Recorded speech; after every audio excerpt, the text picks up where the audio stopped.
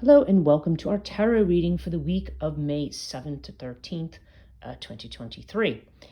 Now this week we're still, this is actually astrologically getting to be a bit of a turbulent time. Although there are some good things coming up. We will have Jupiter soon moving into Taurus, which is really good, especially if you're Taurus, because this indicates a chance for expansion and prospering. We still have Mercury retrograde going on this week, although it technically ends on May the 14th. There are going to be some difficult aspects next week, but we can talk about that in next week's reading. For now, let's take a look at the cards that we have for this week. Okay, so first I'm using the Mystical Cats Tarot. Here we have that first. We have the Osho Zen deck. We have the Way of the Tao. We have our Norse Rune. We have the Celtic Tree Oracle, we have the Dark Goddess Oracle, the Fairy Oracle, Essential Oil Oracle, Moonology, and the Yogic Path Oracle. Okay, I'm using switching these around, although these might be the ones these are going to be the ones I'm probably mostly going to use for the next couple of weeks. So this is what we have now. Let's start with tarot. And it's always interesting, in addition to looking at what the actual cards are, it's always interesting to notice whether or not you have a mixture of major and minor arcana. If you have minor arcana, what kind of suits do you have? Is it more wands, more swords, more cups? In this case, we've actually got three majors. So when you have three major arcana cards, that usually indicates an inevitability of something. So, this is a week where there could be changes that are beyond our control. Now, we're starting with the Lovers, okay?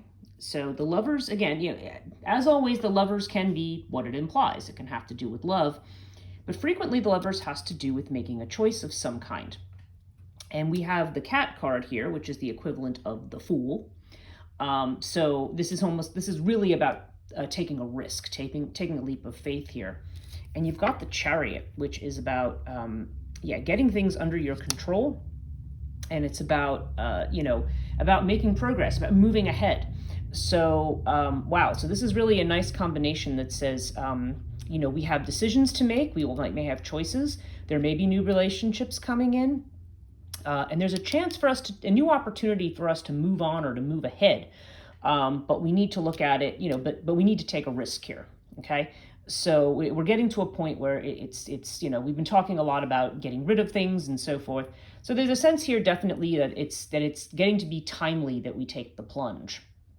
One thing that should be noted is that, when change or transformation is indicated in your reading or in your chart, or even without any kind of oracle, it could be just something you perceive in your own life.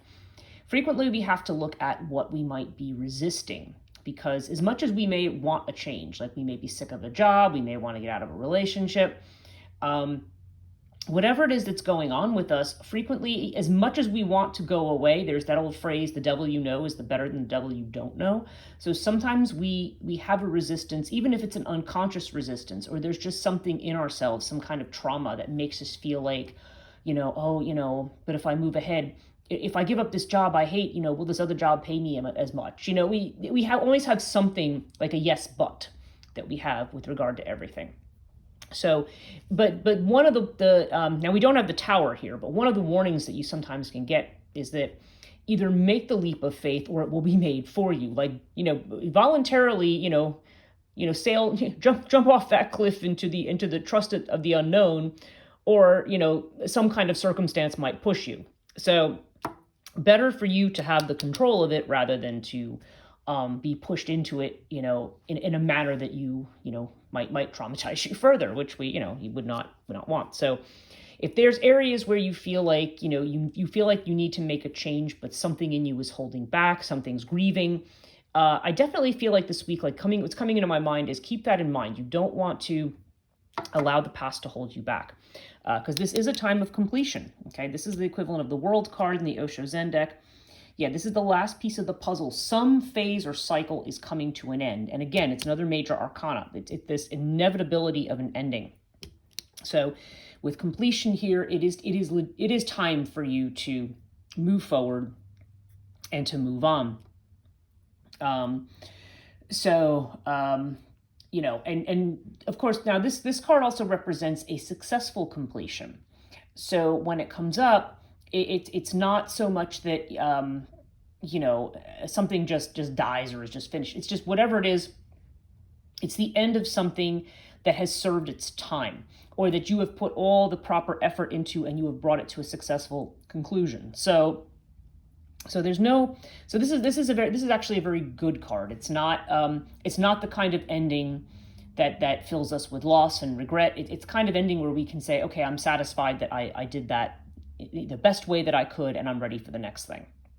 Now we have the Moon card over here with the way of the wisdom of the Tao. And Moon, of course, in this deck is very similar to what it means in the tarot deck, which is it has to do with intuition, following your intuition, and the suggestion that your own inner voice is going to be your best guide. And that said, there's another side to the Moon of things being not clear. The idea that something could be illusory, that maybe we're not looking at something the way that we should. So this is a time to get clear about what's going on, for sure. And it's time to face our fears, because we have white poplar here. White poplar is a tree that's very much associated with the underworld. And in this Celtic tree oracle, when this shows up, it's about having the strength to face what we're afraid of. So it goes back to that. We may have doubts about where we're going, or we may, I don't know. We may have too many expectations around something that maybe we have to adjust and say, I need to kind of put my feet on the ground, shed some more light on this, put myself in a position where I'm moving ahead, but I'm moving ahead in a way that I'm going with the flow of my own inner voice and my intuition. And at the same time, I'm not, too pie in the sky, feet off the ground, to the point of being unrealistic. Now, it's also quite possible that we don't actually know the difference at this point. So I think what it's cautioning us is that, while this is definitely a time to make change and move ahead, you want to make sure we have, we're really in, I don't even want to say that we have all the information. You want to make sure that you're in tune with where it is that you really want to go. You want to be clear about where you're headed. The direction you're heading is often the thing that is known. What may not be known is the how. And the how is something to be revealed, maybe even the why to some degree. But whatever direction we're moving in, I feel like it's something that, we may not know what all the steps are yet, in this new beginning. We're finishing up. We know that we're finishing up, okay? We know that we have decisions to make. We know it's time to take risks and move ahead. But we may not entirely know exactly what this new beginning is going to look like or how it's going to proceed. So it's good to be able to go with the flow and to not be afraid, and to just, not let our fears dominate our thinking, because otherwise we resist and we hold back from where we're supposed to be going, because we're so concerned about, what if this happens and what if that happens, the what ifs and the yes buts. And yeah, we have the Aradia card here in the Dark Goddess Oracle, because, and this is a card of defense, and it's literally what it says there. We may be on the defensive. We may not want to change something, and we may lash out at or be annoyed with people who are trying to push us in a direction that, into a new direction, or push us out of our comfort zone. But, because we want to be in control of our chariot over here. But being defensive isn't the way to go. We need to flow. We need to be open, because, there may be a new way of doing things. There may be a new perspective on things. And we don't want to act very sure about what's new yet. I mean, we can finish up the old, but we don't want to be defensive about what's new.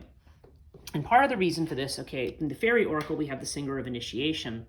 And this is a breakthrough card. This is about tests that come up. Tests of our faith in ourselves, tests of the new path, which can mean that, not everything's going to go exactly as planned for us. We may have situations, or, where we are not clear about where we're going, or where we feel, where our faith in ourselves is being tested. So this is just reminding you that, to have that strength, to not have that fear, there's this really clear indication of being guided through the underworld here, okay? Because, there's this, you're moving into this dark space, and, and rather than run around fearfully, holding up your sword or your gun or whatever, trying to fend people off, this is a test about moving ahead. One theme I've seen this week for a lot of people is this idea of moving into something gently.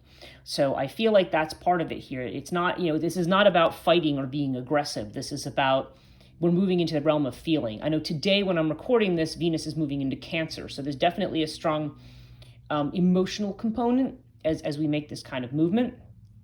Over here in Moonology, we see surrender to the divine. Okay, so this is the idea that, that you need to surrender because there is something going on that's outside of our control, and you gain control by yielding control. That's the secret lesson there of the feminine, really, to surrender to the divine. That said, at the same time, a second card came out with the first. Full moon in Taurus, your dreams need a practical plan. So yes, so once you start to have that clarity about what you're trying to manifest, it's not enough to daydream about it. You want to start taking steps to make this concrete. But a certain amount of surrender will show you the path and give you the information that you need. Now in the yogic path, we have the Ojas card and or Oyas, and we have Pratyahara. And what these have to do with now, this card has to do with radiance, okay? With the kind of radiance that you give off when you're actually living in your own truth and your own happiness. Because people will look at you and say, wow, you look radiant. Like they'll see the radiance that comes off of you when you are authentically showing the world who you are and you're moving forward in your own confidence. Now, this card has to do with attachments. So this is about releasing attachments to things. Again, releasing addictions and releasing attachments, releasing things that make us, reluctant to move ahead, that may make us defensive over here, that we don't feel that we can let go of, even though we know from our inner voice that it's time to let go of these things. There's still this idea of, there's always going to be, because if you see in a lot of these readings, I talk about moving ahead, and then I talk about, resistance, letting go. I think this is always going to be a theme. There's always going to be more and more stuff that we need to release as we transform into a new state or a new place. I mean, for many of us, this is, and again, even in clients that I've read for, and, just the astrology of Pluto in Aquarius. Now, Pluto is going retrograde again, and will soon be back in Capricorn by June. But for now, I mean, we're definitely seeing this energy of, it seems to be hitting everybody's chart and everybody's readings as, okay, this is a pivotal time when you need to make decisions, when, what may have worked for years is not going to be the thing. And we may be attached to, using the job example, we may hate our job, but we may be attached to the paycheck. Maybe what we want to move into doesn't have as big of a paycheck, but maybe gives us more of a personal life or personal time. Or just makes us more personally satisfied. That's just an example that may or may not apply to you, but there's definitely this idea of letting go and moving into this more radiant space, okay? Okay, so we've also got our Norse rune. Now, this is Kano in its reversal. Kano is a rune of fire, and in its reversal, it's the idea of the darkening of the light. Instead of the fire coming out, this is almost like this fire is hidden or repressed or is being held back in some way. So it could just be that there is a temporary passing through something. This is probably why we're seeing some of these uncertainties in here, because there could be a passing through something that is, it could be a challenge in a relationship. Sometimes it's the loss of a relationship. Sometimes it may have to do with the decisions that we have to make, because sometimes when we decide to choose a new thing, we have to let an old thing go. So this could be the light in something that goes out. But in letting that, and, but in cycling through that, you eventually cycle back to, to being on the path that you need to go on. So there's definitely a sense here that something needs to be let go of. I can tell you with Pluto and Aquarius energy, Aquarius is the 11th house, and the 11th house has to do with our networks, with our associations, our friendships, the organizations we belong to, the institutions we're involved with. And when Pluto's in the 11th house, it's going to start challenging all of that. So I think there's a lot of people lately who feel like they have relationships that are ending, or friendships that are ending, or you find things out about people maybe who you thought were your friends and they're not. There's just different things that are happening to people. And by the way, I'm not suggesting that any one of these particular things is what this reading is saying is happening for you, but you may be running into situations, or maybe you've shown loyalty to a particular institution and then something's come up and you're like, I don't know if this is really for me anymore. So we start to question these things. We start to question our associations. And I think that's what Kano reversed represents here. We may be making decisions to part ways with certain organizations or with certain people, and move on to meeting new people and new experiences. So that seems to be an element that's coming up here as well. Okay, finally over here we've got the Essential Oil Oracle, the Divination card. This is the Yarrow/Palm Oil card. And the trigger statement is, I'm so drained. Boy, that's been true for a lot of people this week with Mercury retrograde. But the true statement is, I am shielded. So it says, you're finding balance as you see what resonates and what does not with clear sight. You are safe and protected. Yeah, and I think that's kind of the crux of it here. You're moving through this initiatory process.